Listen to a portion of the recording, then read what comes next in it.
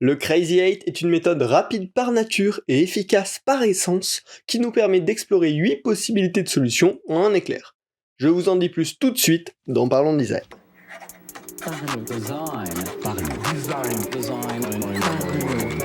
Le sponsor de la saison 6 de Parlons Design t'aide à devenir un designer complet. UI, UX, Product, Figma, Webflow, rejoins la KakatoS Academy et apprends des meilleurs experts. Salut, c'est Romain, bienvenue dans Parlons Design. Aujourd'hui, on va parler du Crazy 8, une méthode que j'adore et que j'utilise vraiment énormément en fait. Alors des fois, j'en fais des dérivés, mais la base que je vais vous présenter aujourd'hui, je l'utilise énormément pour plein de raisons. Déjà, c'est une méthode hyper simple qui demande pas beaucoup de temps et qui apporte beaucoup de résultats. Elle est utilisable en solo ou en équipe, et c'est quand même un beau bénéfice, et elle permet vraiment de revenir aux fondamentaux, soit de la hiérarchie de l'information, soit de la création de concepts, donc voilà, je l'adore, et on va en parler aujourd'hui. Le Crazy 8, en résumé, c'est une méthode dans laquelle on va consacrer 8 minutes de focus pour dessiner 8 solutions à un problème unique. Donc c'est vraiment un truc très rapide, très concis, très sur la génération de nouvelles idées, de nouvelles possibilités.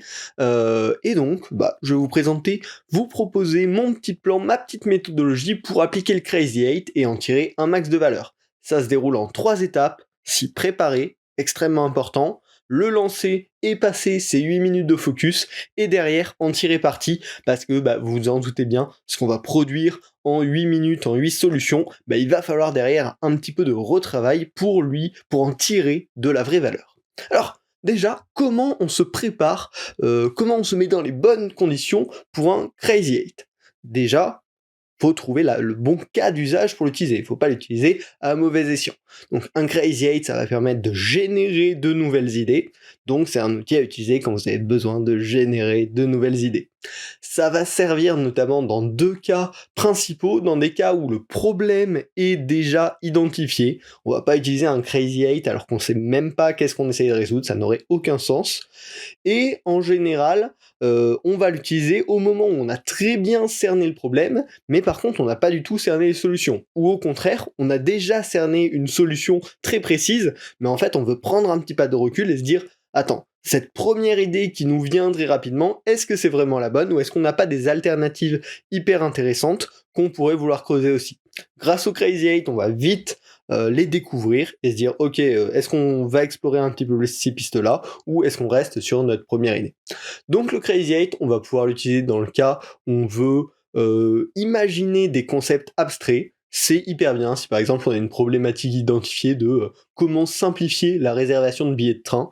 Avec le Crazy 8, on va pouvoir imaginer des grands concepts, des grands principes, que ce soit des interactions physiques, des interactions numériques, des interactions vocales ou autres, parce que on a juste un petit crayon, donc finalement on peut à peu près tout dessiner avec. Et ça va aussi être hyper utile dans un projet plus concret de design d'interface au moment de structurer l'information.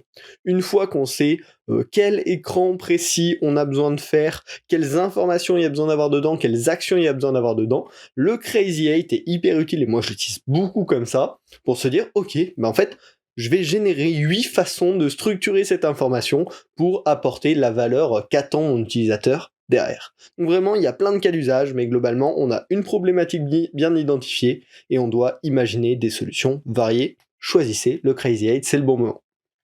Et l'autre avantage, c'est qu'on peut l'utiliser soit en solo, nous on se donne 8 minutes, on se génère nos 8 idées, ou on peut même l'utiliser en groupe. Dans ce cas-là, tout le monde travaille dans les mêmes 8 minutes, mais par contre, tout le monde travaille bien évidemment de son côté pendant ces 8 minutes, et c'est derrière où on va mettre le travail en commun, parce que forcément, faire de la collaboration sur 8 minutes, c'est difficile, rien que le temps de discussion, on en perdrait beaucoup trop, donc c'est bien sûr un travail à réaliser seul, même si tout le monde peut le faire en parallèle, en groupe.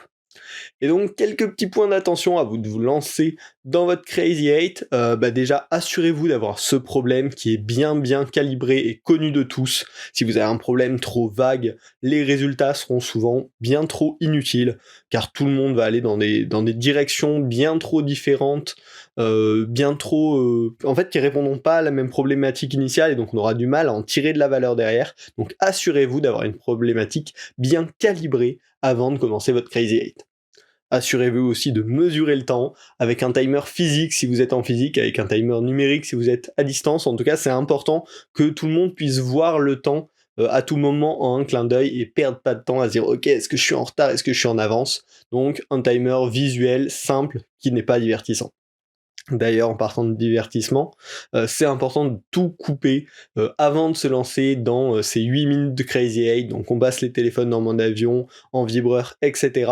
C'est un timing très très court, donc si on commence à être coupé au milieu de la session, bah clairement ça va casser l'essence créative et on va perdre tout l'intérêt du Crazy 8. Et enfin, bah, assurez-vous d'avoir tous les outils à portée de main, la zone de création prête.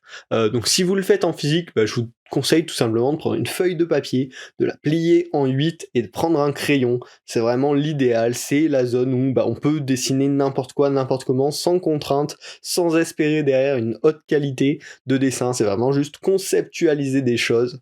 Et la feuille pliée, voilà, ça se fait en 2 secondes, c'est hyper puissant, mais préparez-les avant de lancer le timer, parce que sur 8 minutes, on perd facilement 1 minute à plier le papier, à tout préparer. Si vous faites à distance, bah, des outils de sketching, c'est l'idéal. Hein, l'idée, c'est vraiment d'avoir un truc où on est le plus libre possible. Je vous ai parlé dans des épisodes précédents où Concept avait sponsorisé ces épisodes-là, de Concept, qui est une super app pour iPad, pour pour dessiner tout simplement, pour sketcher. Il ne sponsorise pas cet épisode, mais je vous le recommande quand même, parce que c'est un très bon outil que j'utilise beaucoup. En tout cas, voilà, trouvez un truc où vous pouvez dessiner comme vous le souhaitez, préparez le support avant de vous lancer. Et donc on va pouvoir passer à la deuxième partie de ce podcast, le Crazy 8 en lui-même. Lançons-nous dans cette aventure. Donc l'objectif, c'est de générer beaucoup d'idées en très peu de temps et surtout sans juger du tout les idées que vous allez dessiner. Vous allez dessiner pendant ces 8 minutes et surtout pas prendre de recul sur ce que vous faites. Donc on prépare le timer, on prépare le support de chaque participant, on réénonce le problème clairement pour que tout le monde soit bien aligné sur qu'est-ce qu'on essaye de résoudre pendant ce Crazy 8, et on lance le timer, on est parti. Zéro bruit, zéro parole, chacun génère 8 idées sans se brider. Là-dessus, quand on est dans l'action de création, faut pas hésiter à dessiner des idées qui vous paraissent complètement nulles. Ça permet à minima de continuer le mouvement de création et pas de vous arrêter, pas de vous bloquer dans ce mouvement-là. Cette idée qui vous semble nulle à première essence peut paraître intéressante, mais encore mieux, elle peut permettre d'amener d'autres idées. Donc faut pas hésiter quand on a fait une idée, 2 idées, 3 idées, quand on arrive à la 4e, qu'on commence à bloquer un peu, à faire quasiment la même que la 3e, mais avec une petite variante. Parce que en faisant dévier les idées comme ça, on va pouvoir dériver sur quelque chose d'un peu plus intéressant, et construire en fait sur ces idées passées. Donc c'est pas grave si c'est pas 8 idées complètement différentes. Hein. Souvent, personnellement, quand je fais des Crazy 8, je me retrouve souvent à avoir 3 dessins qui sont quasiment les mêmes, mais il y a une petite variante, et finalement la dernière variante, je me suis dit, oula, et si ça on le transformait en truc hyper important, et tac, et ça relance une nouvelle direction créative. Donc, faut surtout pas se brider, pas hésiter à dessiner des choses pas ouf ou qui nous semblent pas ouf à première essence, à faire des petites variantes. Le but est de continuer le mouvement pendant les 8 minutes pour vraiment pousser votre cerveau dans cette zone d'idéation à fond. Par contre, attention, ça c'est tout à fait interdit de prendre du recul sur l'idée posée précédemment pendant le Crazy 8, ça c'est pas ok. On ne coupe pas l'acte de création, on réfléchira à ce qu'on a fait à la fin du Crazy 8, mais surtout pas pendant le Crazy 8. Donc c'est vraiment, voilà, de la pure création, on réfléchit pas, on pose des choses, on pose des concepts, on pose des idées, et on itère rapidement pendant ces 8 minutes. Une fois que le chrono sonne, le crayon est levé, et là, on a fait l'étape du Crazy 8, qui est l'étape que je vous vends depuis le début de cet épisode, mais finalement on n'a fait qu'une partie du chemin, parce que ce qui va être important, derrière, c'est comment on va récupérer de la valeur de ces 8 minutes de création intensive. Et c'est là où je trouve qu'on l'oublie souvent quand on parle de Crazy 8, et pourtant c'est extrêmement important. La petite méthode que moi j'utilise et que je vous recommande, c'est une fois que vous avez terminé votre Crazy 8, on boit un petit verre d'eau, hop, on se remet de ses émotions pour se relancer. Déjà voilà, petit break très rapide, 2-3 minutes, faut pas que ce soit trop long, sinon on perd un petit peu l'ambiance qu'il y avait jusque maintenant. Et ensuite on peut se replonger dans son Crazy 8. Là, moi je prends souvent un crayon rouge, un crayon vert, et en fait je vais revenir voir mes 8 idées que j'ai dessinées très rapidement, et les annoter. Je vais me dire, ah tiens, ça, pas ouf comme concept, ça marche pas pour telle raison. Et je me la note avec mon petit crayon rouge. Ah ça, par contre, intéressant pour telle raison. Ça, intéressant pour telle raison, pour telle raison, pour telle raison. Et donc je vais venir tout simplement de cette masse d'idées, venir tirer les éléments de l'un et de l'autre qui semblent intéressants pour X ou Y raison. Et donc ça va permettre de transformer tout ce gloubi-boulga d'idées en une analyse, en une autocritique de ces idées, et du coup en la valeur de qu'est-ce qu'on peut en faire derrière. Si vous êtes en groupe à ce moment-là, après ce petit exercice, c'est le moment que chacun partage ses concepts et vienne s'autocritiquer en expliquant cette petite réflexion. C'est là aussi où les collaborateurs vont pouvoir venir apporter leur pierre à l'édifice et assembler, on va dire, les différentes idées, les différents concepts, les différentes réflexions. Et derrière, ça va permettre une phase de regroupement, on va dire, un petit peu plus posée, où on va prendre le temps, mais on va revoir tous ces petits points verts, tous ces petits points rouges à ne pas faire, à faire, et pouvoir essayer de tendre vers une solution idéale qui prend le meilleur de chaque idée, ou même prototyper différentes idées en fonction de la variété dans les propositions. Mais en tout cas, voilà, se servir de ce socle du Crazy 8 comme de la matière qu'on va assembler, qu'on va retravailler pour donner vie à une solution bien plus travaillée, bien plus crédible. La phase d'analyse a posteriori, c'est vraiment ce qui apporte la valeur réelle. C'est la phase du Crazy 8 qui lui permet de prendre vie. Le Crazy 8, ça permet de libérer des idées et d'oser plein de choses. Et derrière la phase de retravail, c'est ça qui va permettre de la modeler et d'en tirer une vraie valeur.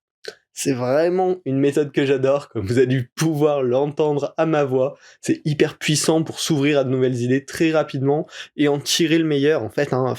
Vraiment le Crazy 8, donc c'est 8 minutes intenses, on a peut-être pris 10 minutes à le préparer. Sans compter bien sûr tout le temps de préparation de à quelle problématique on veut répondre. Et derrière, l'analyse, ça peut se faire plutôt rapidement. Donc très clairement, en 1 heure, on peut avoir fait un cycle de je me prépare au Crazy 8, je lance le Crazy 8, je l'analyse, je prends mon recul et j'en tire une version un petit peu concrète, un petit peu plus travaillée, en tout cas une version 1 qui va pouvoir être challengée derrière. Donc vraiment une très bonne méthode quand on a un petit peu la page blanche avant de se lancer dans la création d'une interface. Une très bonne méthode quand on est en groupe dans des sprints ou des choses comme ça pour faire de l'idéation sur des concepts. Et peut-être dans plein d'autres cas que je n'ai pas encore découvert. N'hésitez pas à venir le dire en commentaire si vous êtes sur YouTube ou à m'en parler sur LinkedIn par exemple. J'adore avoir vos retours, c'est hyper encourageant. Et puis là, si on peut discuter en plus de Crazy 8, je serai ravi. N'hésitez pas à me partager vos expériences avec cette méthode. Si vous voulez plus de méthodes, tout simplement abonnez-vous au podcast Parlons Design sur votre plateforme préférée. C'est un épisode toutes les semaines. Des fois on parle de méthodes, des fois on parle d'outils, des fois on parle d'expérience, des fois on parle de design system et de plein d'autres choses.